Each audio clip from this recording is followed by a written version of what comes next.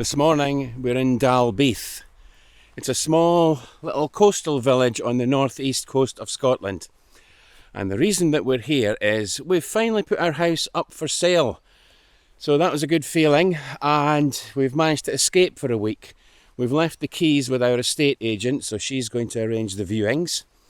It means that we can come away. Right, Kira, here's your ball. Go on, go get it. The thing that really struck us about this place immediately is how welcoming they are to people like us. You know, we rock up with our vans and motorhomes into their little village, but they have these two really large parking bays for us. Just makes you feel so welcome, and there's a donation box, so you can put a little donation in there and it just goes towards, you know, the provision of toilet facilities and making the place look nice, putting flower baskets up around the place and pots. If only everywhere was like this, it would be fantastic. And we've decided that we're going to go to Orkney. Now, the start of the year we said that we really fancied going to Orkney, and it's finally came true. We're actually going. We've come up to Dalbeath because we can catch the ferry. It's just an hour from here. It means we don't have to drive all the way up. So we thought that was a good idea. It's an idyllic little spot. You could tell that at one point in its history it must have been quite a bustling little place with little fishing boats going around. Nowadays there's just a few little boats dotted around the harbour.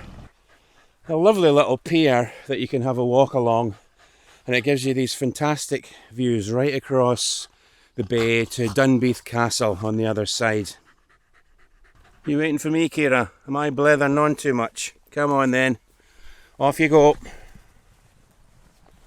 We were a bit naughty last night. We decided to go for pizza to the Brae restaurant at the top of the hill. I'm really glad we did, because when we got into the restaurant, the views were fantastic right across the bay. Pizzas, wood fired straight out of the oven. The smell was just, intoxicating in the place. By the time the pizzas came, we were really ready for them. I had a pepperoni one, and Trish had a vegetarian option. Oh, they were so good. When we came back from the Brae restaurant last night, we just sat out for a little while. It was a nice evening, so the two of us, we sat there at the bench with Kira, and we just took it all in because it's just such a lovely little harbour area. We're going to head back to the van now and see if Trish is up. I'm sure she will be.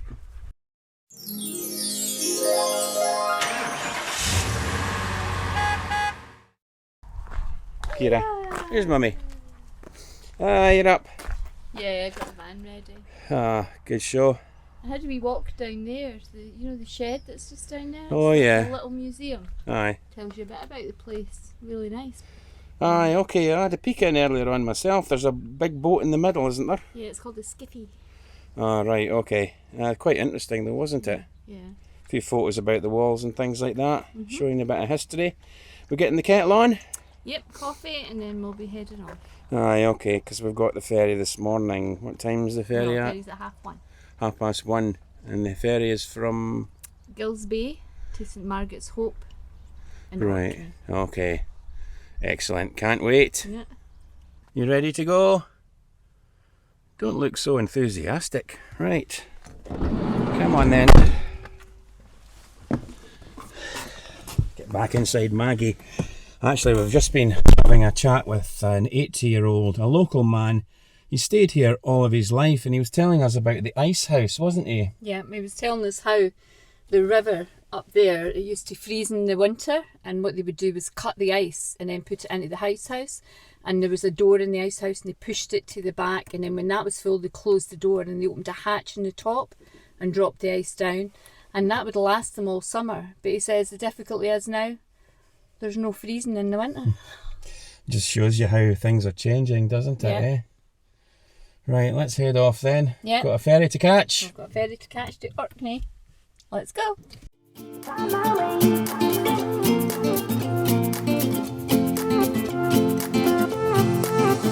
A new place, a new home. For a while, let me feel alive. Nothing to hold me back. Take my time, just enjoy the ride. Just arrived at Pentland Ferries here at Gills Bay. So Trish has gone to check us in. We'll hang about here for a little while and the ferry shouldn't be too long. Well, it's boarding time. A lot of these big trucks are actually reversing on. Did you see that? Yeah, I don't know if it's a drive on, drive off ferry. I don't know. Well, hopefully. Really, I don't fancy reversing off, do you? No, I'd rather reverse on than reverse off. Yeah, too right. I'm surprised at how busy this little place is though. I mean, it's really, really busy. Is that a car park out there? Well, I suppose it is a car park, really, isn't it? You want to have a look, Kira? There you go. Have a look. She's always interested to see what's going on, isn't she? If we get you to just follow where the Moray fire van went into lane number 3, just get close as you can behind them, please. And if you've got any gas inside, make sure the gas is turned It's on. turned off, aye. Nice one. Take it, I'm going over the side. Yeah, just follow him.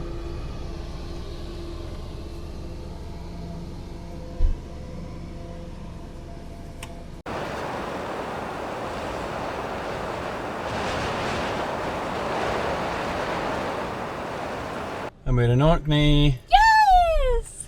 Yeah, it's just an hour, that ferry.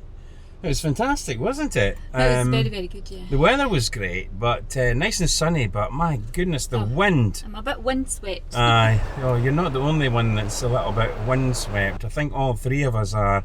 In particular, Kira, did you see her when the wind was catching her hair? It was lovely, her ears flapping. She was so funny. And just so many dogs actually on there, wasn't there? All kinds of dogs. You said that was a good ferry for dogs, didn't you? Yeah, that's why we chose it, yeah. Yeah, because the other ferry apparently is not much good for dogs. Well, it's a 2-hour journey and you've either got to leave your dog in the car or put it in a kennel.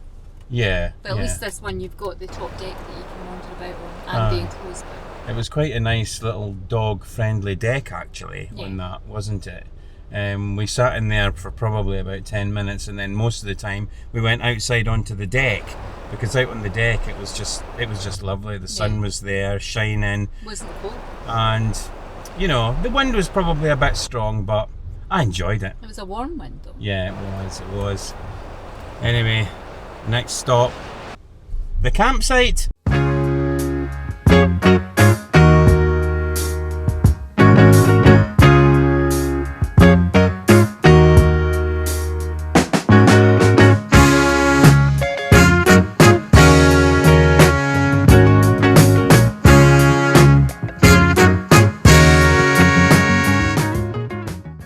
We made it to the campsite. It's Kirkwall campsite here in Kirkwall.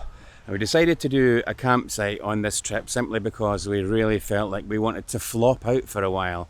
Take it easy, chill out. It means that we can do some touring in the morning and into the afternoon, then come back and just flop out of the campsite for a while because we feel like we need a little bit of a rest. That's what we're going to do. Anyway, we're going to head off to Tesco's now, pick up some groceries, and the real adventure in Orkney starts tomorrow. Right, Kira, you ready to go? Yep, you ready? What are we doing today? We're walking into Kirkwall. Kirkwall. Okay, you up for that, Kira? You've got your bum bag. I've got a bum bag somewhere. There we go. Essential bum bag. There you go. Battle of the bum bags. Mine's is the biggest and the best. Right, come on then, let's go. It's just a 10-minute walk into the centre of Kirkwall, and our first visit is to St Magnus Cathedral, which completely dominates the centre of the town. It's the most northerly cathedral in Britain, and it's known as the Light of the North. It was founded in 1137 by the Viking Earl Ronald in honour of his uncle St Magnus, who was martyred here in Orkney. Just 2 minutes up the hill from the monastery are two other significant historic buildings, the Bishop's and Earl's Palaces. First for us is the Earl's Palace, built by Patrick Stewart, the Earl of Orkney, in the early 1600s. This is one of the few rooms that still has a roof. I can imagine a roaring fire here and a huge banquet with venison and game birds on the table.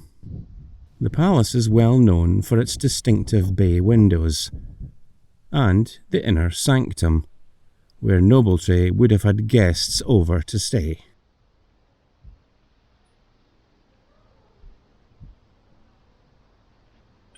Out in the courtyard there's a challenge.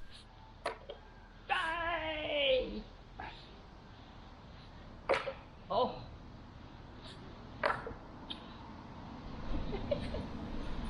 And I've just got one to beat.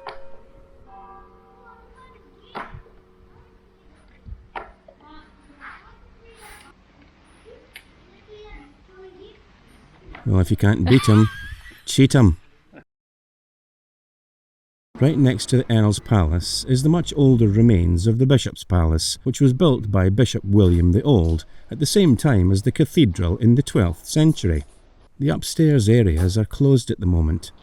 We assume for renovation work, so we head off for a wander down the high street.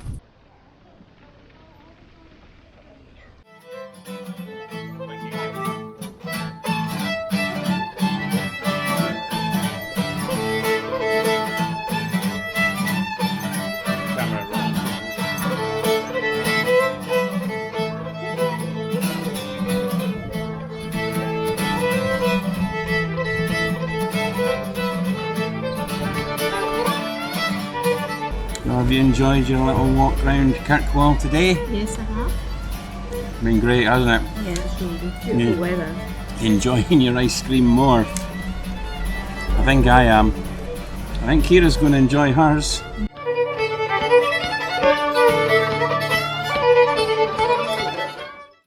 Well, we had a great day today at Kirkwall. We're back at the campsite now. We've had something to eat and we're just going to hit the hay shortly because we're tired and Kira's tired too. Tomorrow we're going to Skara, Brae. That should be fun. It's the next day and we're heading off. The campsite has a one-way system, so we loop around the site and then hit the road. We're on our way to Skara, Brae and we're just passing by the rings o' Brodgar. So of course we're getting out to have a look. This is a prehistoric site. It's raining, so I think it means we get the waterproofs on. I'm lagging behind as usual. We all ready to go? Yeah. The ring is between 4,400 and 4,600 years old, and it's the third largest henge in the UK. It's a landmark representing an ancient culture, a place for rituals and community gatherings. You're not allowed to get near to the stones, and you can only walk around the perimeter, and no drone flying here, but ah well, it was raining anyway. Right, that was good. You just about dried off? Just about. Aye, me and all. It was worthwhile going. I was a little bit disappointed that you had to stick to the path all the way around, but I suppose they've got to look after the place, haven't they? Yep. Right, next stop, Skara Brae. So, what do you want, the long number?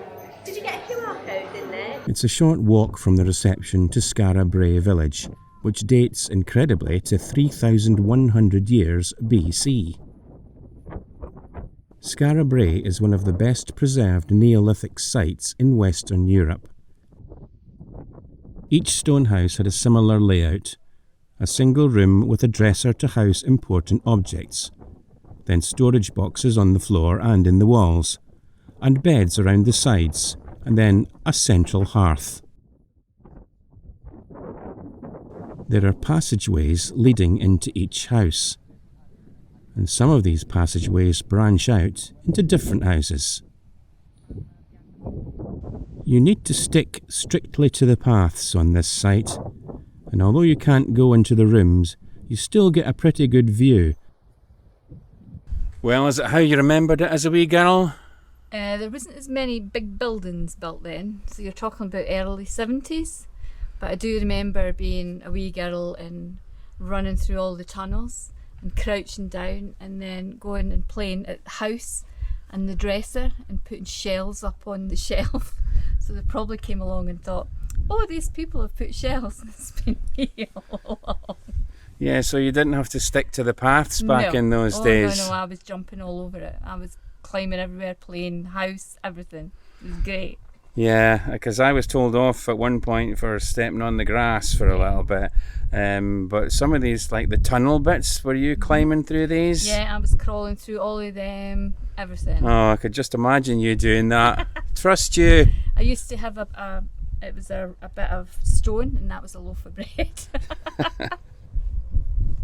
After Trish has finished reminiscing, I decide that it would be a good idea to visit the Orkney Brewery to stock up on some of the local brew.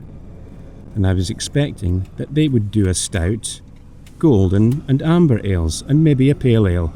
I was in for a surprise though. When we went through the doors, there was a huge selection of branded beers, all brewed right here and something to suit all tastes.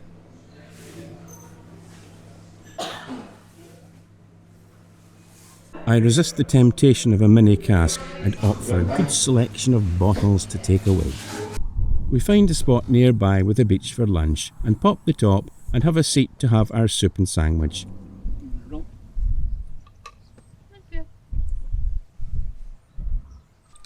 Then I randomly pick a puffin from all the bottles that we've bought and polish that off in no time. Kira doesn't have long to wait before we head down to the beach for a kick and a chase, a catch, an underhand roll and chase, and an overhand throw and chase. It sure is thirsty work, ball chasing. Well, we had a great little walk down to the beach there. I think Kira certainly enjoyed it, didn't she? Yeah, she did. I have to say the beaches here in Orkney are absolutely fabulous. That's the first one we've been to. Yep. But they really are great. But I have to say the weather is turning now. The clouds are rolling in. There's grey skies looming, so Very grey. we're going to head back to the campsite, aren't we? And we've got a call tonight actually with our estate agent. Hopefully she'll have some good news for us. There's been half a dozen or more actually viewings. Yeah, got our fingers crossed. Yeah, since we went away. So yeah, fingers, toes and everything else crossed. Yeah. And we'll give you an update on that on the next one. But for now, ta-ra! Bye.